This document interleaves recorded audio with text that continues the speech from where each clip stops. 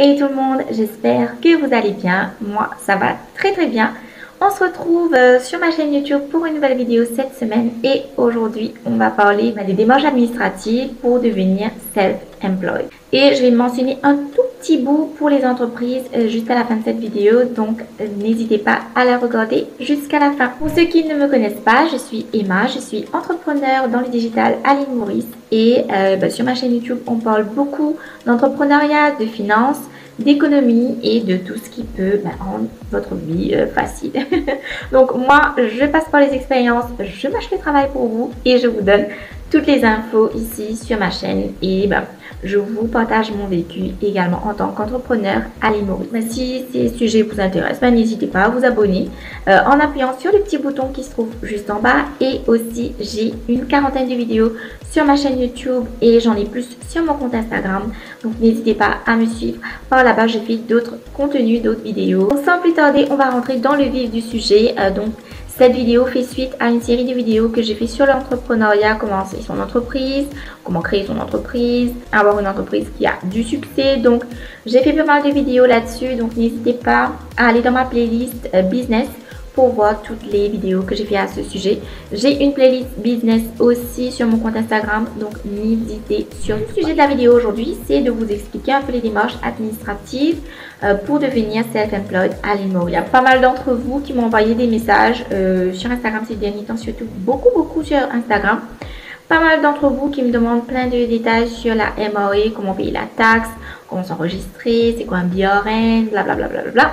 Et je suis là pour y répondre. Donc avant ça, ma gorge est très sèche. Je vais prendre une petite gorgée de mon café. Déjà, j'ai commencé par vous expliquer c'est quoi être self-employed. Parce qu'il y a beaucoup de gens qui ne comprennent pas la nuance entre company et individual. Donc self-employed. Donc moi j'avais commencé en 2020, 2019, je ne me rappelle plus. J'avais enregistré une entreprise, donc company. Et j'avais très mal fait. Pourquoi? Parce que moi, je voulais me lancer en tant que freelance. Donc, freelance, c'est être indépendant, donc self-employed. Et entreprise, c'est une entité différente de vous-même. Donc, quand vous êtes freelance, vous vous mettez vous un peu à risque et vous offrez vous des services en tant qu'individuel, en tant qu'indépendant. Par exemple, vous êtes consultant, vous êtes formateur, vous êtes médecin, avocat. Vous êtes développeur web, donc vous pouvez devenir freelancer, donc self-employed.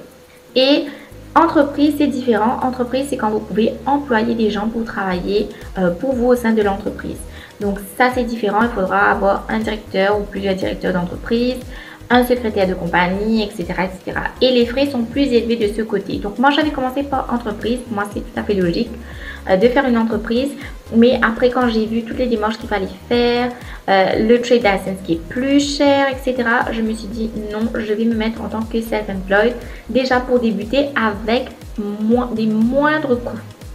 Donc, si vous voulez vous aussi vous mettre à votre propre compte, moi, je vous conseille de commencer en tant que individual, donc self-employed, pour avoir des coûts beaucoup plus bas. Je vous donne tout de suite là, la première démarche à faire, c'est déjà d'aller au CBRD. Donc attendez, je vous dis ça tout de suite, j'ai mon ordinateur devant moi. Au fait, j'ai écrit 2 articles pour le site de la Turbine qui est un incubateur et un accélérateur d'entreprises, de start-up à l'île Maurice. Donc c'est pour le groupe PNL et moi j'écris pour leur blog et j'écris 2 articles là-dessus. Donc j'ai ouvert les 2 articles pour ne pas dire de bêtises parce que j'avais fait pas mal de recherches là-dessus. Donc voilà, vous devez aller au Registrar of Companies Division qui s'appelle le CBRD, donc qui se trouve en face de la cathédrale de Port-Louis au One Cathedral Square. Donc vous vous rendez là-bas, vous vous munissez de votre carte d'identité et d'une fiche. Je vais vous dire tout de suite la fiche, c'est le BRF1 que vous pouvez trouver sur internet. D'ailleurs, je vais vous mettre toutes les infos en barre d'infos. Vous faites que cliquer sur le lien. Je vous mâche le travail encore une fois. Vous cliquez sur le lien, vous téléchargez la fiche et vous remplissez. Donc, c'est le BRF1 que vous devez remplir et que vous devez aller quitter au One Cathedral Square. Donc, ça, c'est ce que j'ai fait moi. Donc, pour le BRN individuel, le BRN qui est le Business Registration Number, donc vous êtes enregistré comme business. Donc, vous pouvez vendre vos services et vos produits à des particuliers ou à des entreprises. Et il vous faut impérativement un BRN pour vous faire payer. Donc ça coûte seulement 125 roupies. Donc ça c'est génial. Donc voilà, vous remplissez votre fiche BRF1, vous mettez vos infos, votre code d'identité, votre adresse, votre nature of business et vous avez votre BRN. Aussi simple que ça. Vous allez faire la queue pendant des heures. Moi j'ai fait personnellement la queue pendant 3 heures de temps, sauf si vous arrivez tôt. Mais je crois qu'il y a un système de ordre alphabétique. Je pense que je ne sais pas si c'est toujours l'actualité, il faut que je me renseigne. Mais il y avait un système d'ordre alphabétique, donc renseignez-vous avant d'y aller et pour ne pas être déconcerté quand vous arrivez là-bas. Donc vous avez un jour spécifique où y aller et vous allez faire la queue, vous payez et vous avez votre BRN. Mais cela ne s'arrête pas là. Donc ça, c'est un gros disclaimer que j'ai mis. Tout le monde me dit ça, c'est que plein de gens font la BRN, mais ne font pas de trade license. Donc, c'est quoi un trade license? Tout le monde me demande, c'est quoi un trade license? Le nom dit tout. C'est une licence pour faire du trade. Donc, du trade, du commerce, échanger vos services contre de l'argent.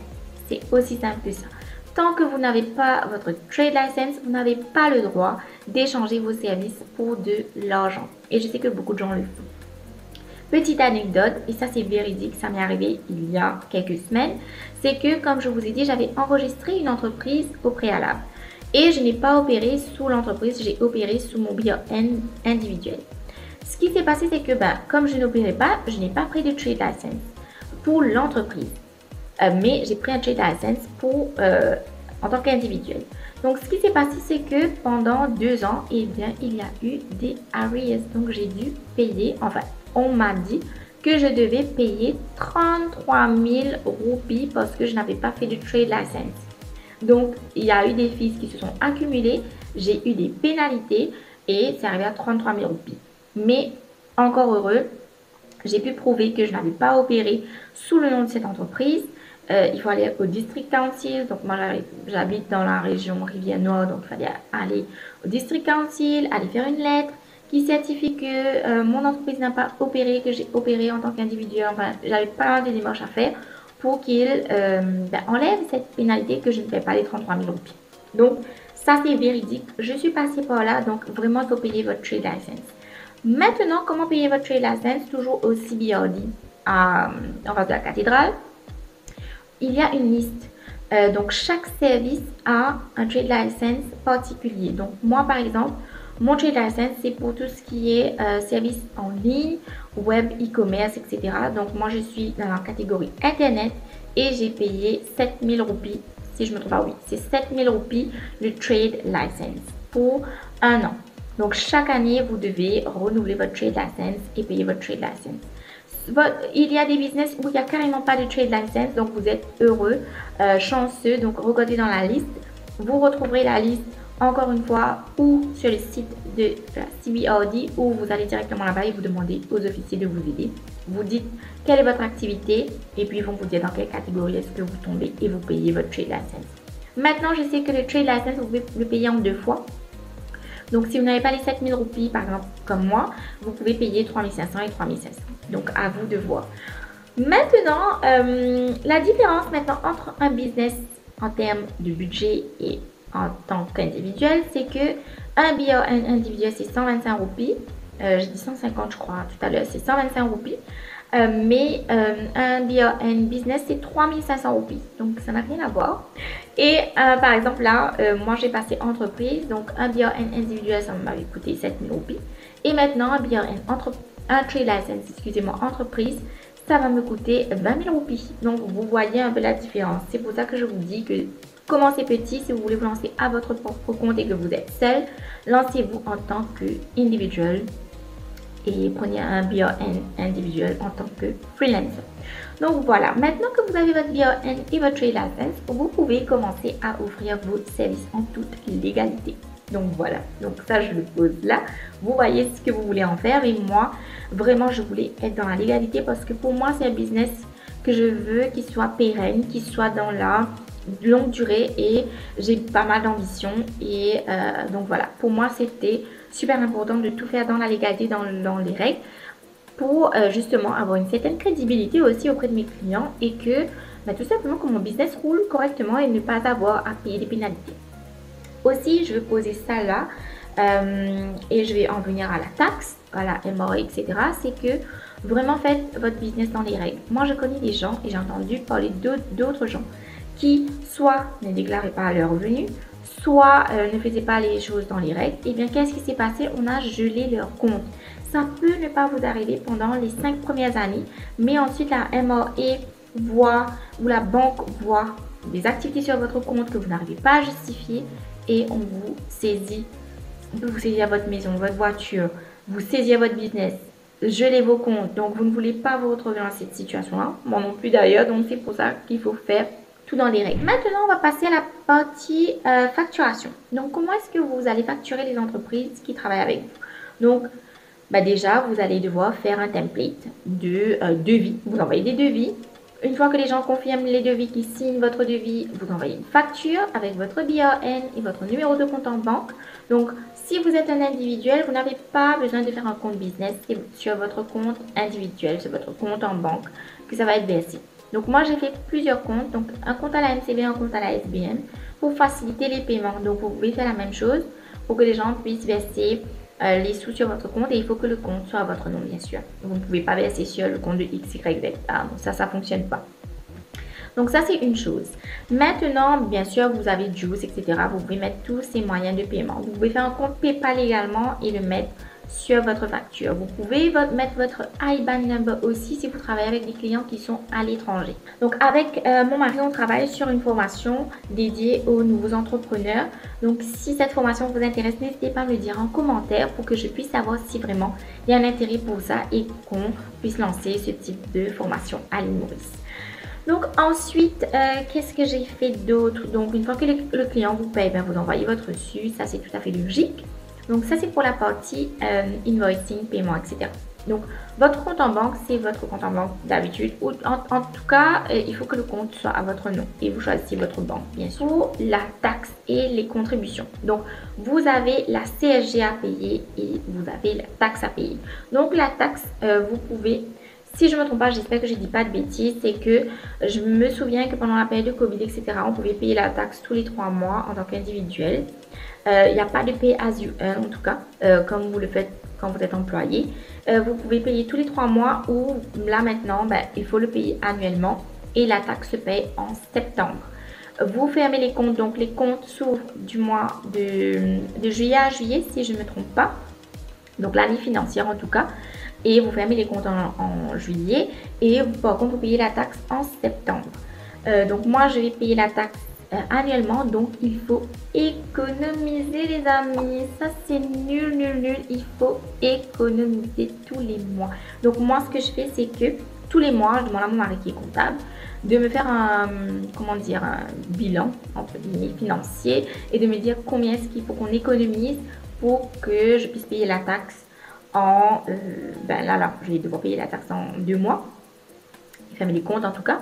Et du coup, je dois économiser tous les mois. Donc, d'après mes revenus mensuels, donc d'après vos revenus, vous devez payer un certain pourcentage. Donc, il y a, pour ceux qui touchent moins de 50 000 roupies par mois, je crois bien, je ne sais pas trop, je vais vous mettre tous les liens en barre d'information. Il y a une grille. Donc, moi, je connais mon tarif à moi. Moi, je dois payer 15% de taxes. Ça, c'est tous les mois sur mes revenus. Vous, annuellement en tout cas, sur mes revenus, sur mon profit plutôt. Et vous, vous regardez combien est-ce que vous gagnez, dans quelle zone vous êtes. Et vous allez payer un certain pourcentage de la taxe. Donc, ça va jusqu'à 15%. Donc, moi, je tombe dans les 15%. Et annuellement, je sais que je vais repayer 15% sur mes profits. Pourquoi je dis profit? Parce que il faut enlever toutes vos dépenses. Vous ne payez pas la taxe sur vos dépenses. Par exemple, je vous achetez... Vous êtes, disons, développeur web, vous devez acheter un ordinateur, vous devez acheter un logiciel, vous devez prendre des souscriptions en ligne. Vous enlevez tout ça de vos revenus et c'est là-dessus, sur vos profits, que vous allez payer la taxe. Vous ne payez pas la taxe sur vos dépenses. Donc, ce qu'il faut faire maintenant, c'est faire des comptes aussi. Donc, ça, c'est toute la partie administrative, mais ça, franchement, j'aime bien faire ça. C'est que j'ai fait ce qu'on appelle un Profit and Loss Account. Donc, je mets mes revenus, mes dépenses, mes profits, c'est aussi simple que ça. Vous mettez tous vos revenus, vous enlevez vos dépenses et voilà. Maintenant, pour vos dépenses, il faudra les justifier. vous devez garder tous vos reçus. Moi, je garde tous mes reçus. Je peux prouver toutes mes dépenses. Donc, ça, c'est super important parce que si la MRA fait un audit chez vous, vous êtes dans la MEADE. Franchement, donc gardez tous vos reçus. Vous allez mettre de l'essence, vous demandez un reçu. Vous allez dans une petite boutique pour faire un printing, vous demandez un reçu. Donc, il faut vraiment, comment dire, garder à jour toutes ces dépenses-là pour pouvoir payer la taxe. Donc voilà, vous devez vous enregistrer sur le site de la MRA avec votre TAN number. Et si vous n'avez pas de TAN number, vous faites une demande à la MRA et vous allez recevoir un TAN number. Donc vous faites votre TAN number, vous devez payer des contributions mensuelles pour la CSG. Donc ça, c'est quelque chose que vous devez payer tous les mois. Donc vous mettez vos revenus, enfin en tout cas vos profits. Et on va vous donner le montant qu'il faut payer.